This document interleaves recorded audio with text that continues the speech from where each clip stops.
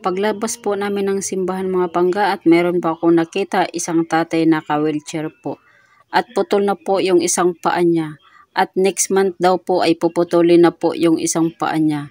Namamaga na po yung paa niya at marami na pong sugat. Grabe na po yung sugat ng mga paa niya mga pangga.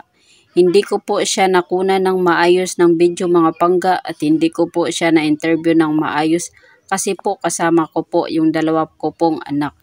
At kasi po may dumadaan po kasi mga sasakyan dyan mga pangga papasok po sa simbahan kasi mayroon pong parkingan sa loob po mga pangga. Kaya po mga pangga maiksi lang po yung nakuha kong video sa kanya mga pangga at nabigyan ko po siyang kunting tulong mga pangga. At tinanong ko din bakit namaga yung mga paa niya. Sabi niya diabetic daw po. Ayun mga pangga, sabi niya puputulin na daw sa next month yung isang paa niya. Dalawang paa na daw mawala sa kanya mga pangga. Napaluha po dyan si tatay mga pangga. Nabigyan ko siyang kunting tulong lang po mga pangga. Pero malaki yung papasalamat niya sa akin mga pangga.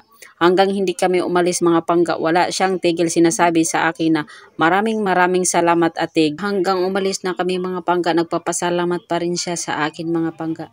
Naano po ako sa mga sinasabi niya mga pangga. Kunting video lang nakuha ko sa kanya mga pangga.